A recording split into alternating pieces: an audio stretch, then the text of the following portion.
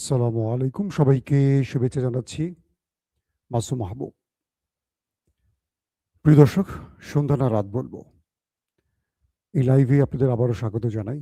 পৃথিবীর যেই প্রান্ত থেকে যারা দেখছেন তাদের জন্য আমার অগ্রিম শুভেচ্ছা, ঈদ মোবারক।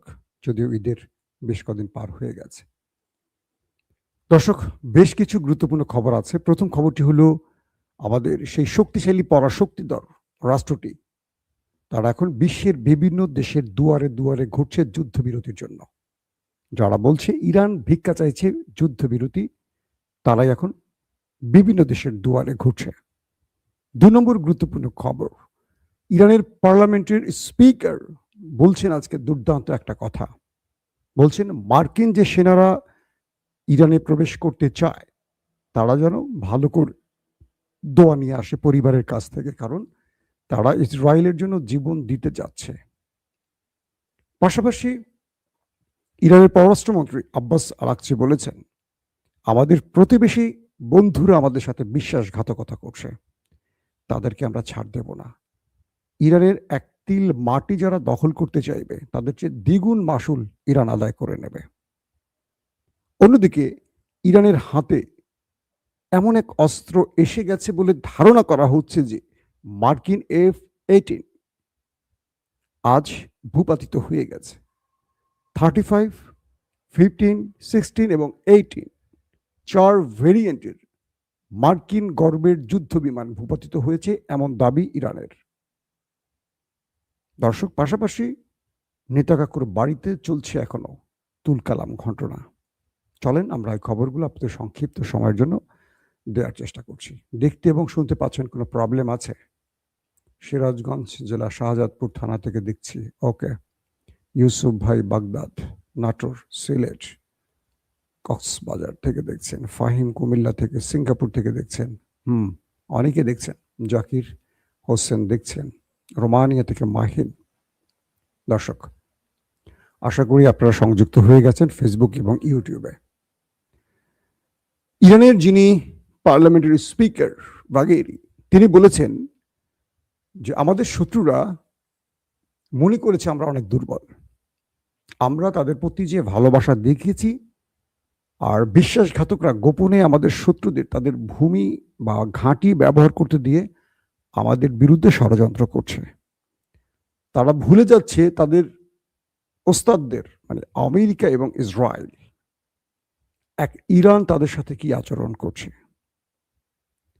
আমরা আমাদের শত্রুদেরকে কি শিক্ষা দেব, তার চেয়ে ভয়ঙ্কর শিক্ষা হবে আমাদের প্রতিবেশী বন্ধু যারা আমাদের বিশ্বাসঘাতকতা করছে পেছন থেকে। এই মুহূর্তে মার্কিন যুক্তরাষ্ট্রের প্রধান টার্গেট কার্গ আইল্যান্ড দখল। এটি ইরানের তেল রপ্তানির 90%, 80 থেকে 90% এখান থেকে তেল রপ্তানি করা হয় বলা হচ্ছে। ইরানের সবচেয়ে গুরুত্বপূর্ণ এই আইল্যান্ডটি এখন দখল করতে চায় আমেরিকা। তারা প্রচুর সেনা নিয়ে এখন এই অঞ্চলে প্রবেশ করতে চাইছে বা প্রবেশ করছে।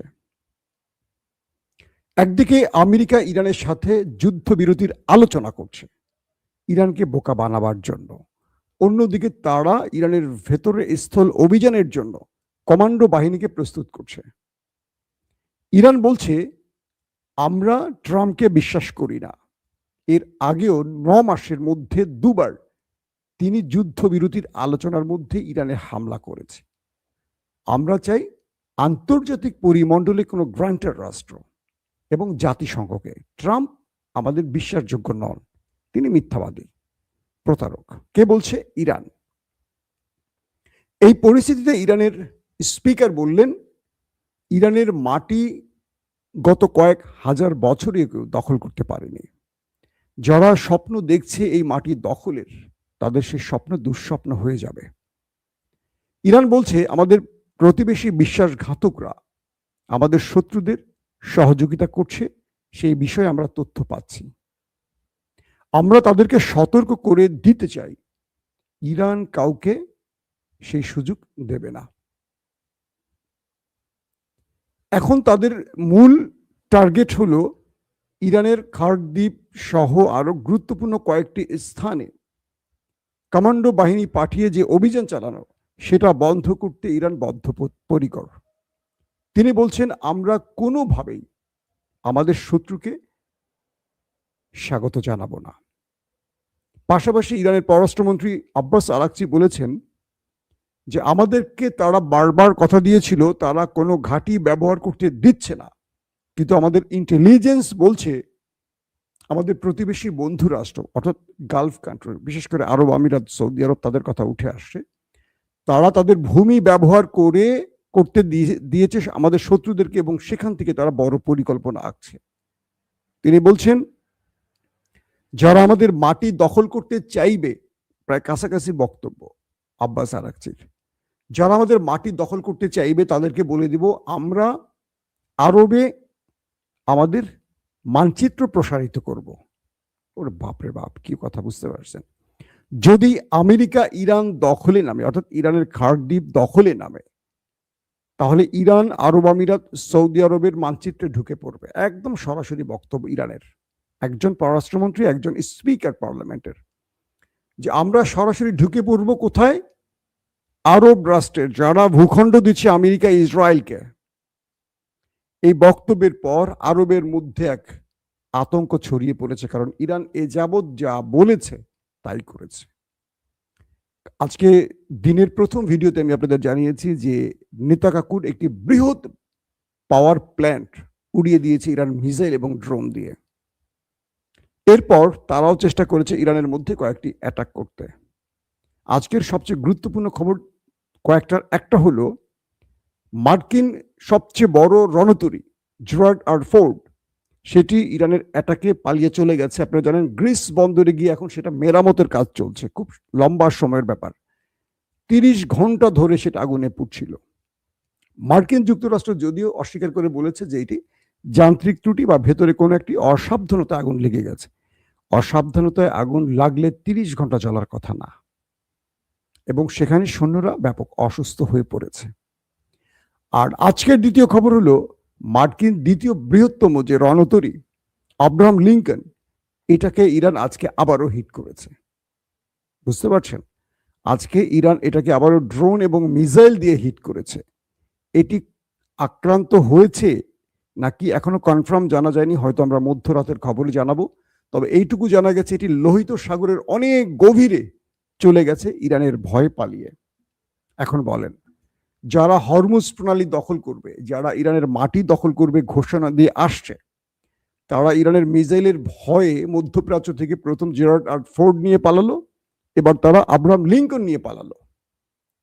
তারা পৃথিবীকে বলছে যে আমরা ইরানের মধ্যে বড় রকম অ্যাটাক চালিয়ে আমরা এই বিজয় ছিনিয়ে নেব। এখন তারা পালাতে শুরু করেছে। ইরান বলছে তোমাদের মধ্যপ্রাচ্যে আসা দুটো রণতরী কোথায় আমেরিকা, আমাদের একটু জানাও। ইরান তোমাদেরকে বলেছিল তোমাদেরকে মধ্যপ্রাচ্যের জলসীমায় থাকতে দেবে না, এখন তোমরা আছো কি? এখন আব্রাহাম লিঙ্কনের আপডেট খবর আমরা পাচ্ছি না যে সেটা কি পরিমাণ ক্ষতিগ্রস্ত হয়েছে। তবে ইরানের আক্রমণের ভয়, এটি যে লোহিত সাগরের অনেক গভীরে প্রবেশ করেছে তার খবরটি আমেরিকা নিজেরাই নিশ্চিত করেছে। আসেন তার পরের গুরুত্বপূর্ণ খবরটি। একটি যুদ্ধ বিমান, মানে মার্কিন যুদ্ধ বিমান F-18, এটি ইরানে এসেছিল আক্রমণ করতে। ইরান বিশেষ কোনো ইন্টারসেপ্টর ব্যবহার করে এটিকে হিট করেছে। বলা হচ্ছে এটি সাগরে ভূপাতিত হয়ে গেছে। পাইলটের খবর এখনো নিশ্চিত নয়। কয়েকটি মাধ্যম বলছে সে নেমে প্রাণ বাঁচাতে পেরেছে, আর একটি মাধ্যম বলছে এখনো নিশ্চিত নয়। আমরা ইরানের দাবিতে শুনেছি এর আগে F-35, এই মুহূর্তে পৃথিবীর সবচেয়ে ভয়ঙ্কর যুদ্ধ বিমান আমেরিকার তৈরি, সেই F-35কেও ইরান হিট করেছে, জরুরি অবতরণ করেছে একটি জায়গায়, আগুন টাগুন ধরে গেছে শুনেছি। দ্বিতীয় F-15, F-16 এবং F-18 এই মুহূর্তে সেই F-18কে ভূপাতিত করেছে, এটি ধ্বংস হয়ে সাগরে পড়ে গেছে। মধ্যপ্রাচ্যের সামরিক বিশ্লেষকরা বলছেন যে ইরানের কাছে এমন কিছু এসে গেছে যে ইরান এখন সবচেয়ে উন্নত প্রযুক্তির যুদ্ধ বিমানকে ইন্টারসেপ্ট করছে, শুট করছে। কি হতে পারে? যুদ্ধের 28 ফেব্রুয়ারি থেকে যে যুদ্ধটা শুরু হলো, সেই যুদ্ধের প্রথম দিকে প্রথম দিনই প্রায় মার্কিন যুক্তরাষ্ট্র 200-র অধিক যুদ্ধ বিমান নিয়ে আক্রমণ চালিয়েছিল ইরানের ভেতরে, এবং ইরানের সর্বোচ্চ নেতা সহ 30-40 জন শহীদ হয়েছিলেন। এরপরে আমরা দেখেছি ইরানের বড় বড় পাওয়ার প্ল্যান্ট এবং পারমাণবিক ফিল্ডগুলোতে অ্যাটাক হয়েছে, তাদের গুরুত্বপূর্ণ সামরিক বেজগুলোতে হিট হয়েছে।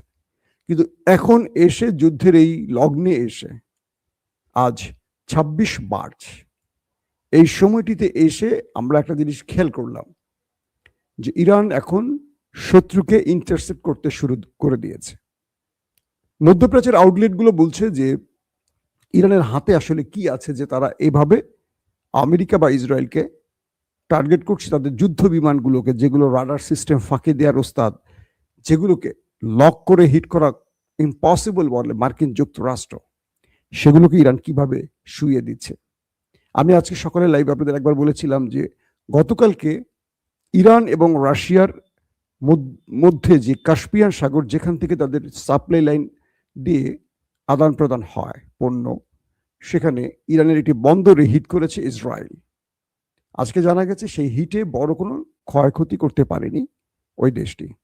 তবে আজকে রাশিয়া তাদের কার্গো জাহাজ ভর্তি করে ইরানের জন্য প্রচুর আলু পটল পাঠিয়েছে, সবজি আর কি, আলু পটল, বুঝছেন তো, যে সবজি দিয়ে শত্রুকে ঘায়েল করতে হয় আর কি। তো বলা হচ্ছে যে রাশিয়া ওই দেশটিকে সিগন্যাল দিয়েছে, যদি আমার কার্গো শিপে অ্যাটাক হয়, বুঝতে তো পারছো আমি কি করতে পারি বা আমি কি করব, এই যুদ্ধে আমায় প্রবেশ করে যেতে পারে, অথবা রাশিয়া তার বিকল্প কোনো পথ ব্যবহার করেছে। দুটো পথ বা দুটো বিষয় আসছে। তো এখন যে বিষয়টি উঠে আসছে যে এই জাহাজটিতে করে এমন কিছু রাশিয়া পাঠিয়েছে ইরানের উদ্দেশ্যে, যাতে ইরান যুদ্ধের এই অবস্থাতে আরো নতুন চমক দেখাতে শুরু করেছে শত্রুকে, এবং মার্কিন যুক্তরাষ্ট্রের আরো বেশ কিছু স্পর্শকাতর সংবেদনশীল কৌশলগত টার্গেটে ইরান হিট করেছে। এবং খবর আসছে আমেরিকা আজকে এবং দখলদার ব্যাপক ক্ষয়ক্ষতির মুখে পড়েছে ইরানের হাতে। ইরান বলছে যে আমরা যে 5টি শর্ত তোমাদেরকে জুড়ে দিয়েছিলাম, এই 5টি শর্তের বাইরে আমাদের আর কোনো আলোচনা নেই। পাকিস্তানের মধ্যস্থতায় আমেরিকা এবং ইরানের মধ্যে শর্ত আদান প্রদান চলছে। আমি আপনাদের বলেছিলাম, শর্তগুলো আরেকবার আপনাদের বলে দিচ্ছি।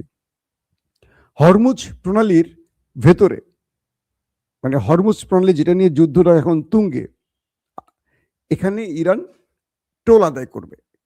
আন্তর্জাতিক জলসীমার বা অন্যান্য যে রাষ্ট্রগুলো, কানাডা, অস্ট্রেলিয়া, তুরস্ক, ভারত, আমেরিকা, হ্যাঁ, তাদের জলসীমা থেকে তারা টোল আদায় করতে পারে।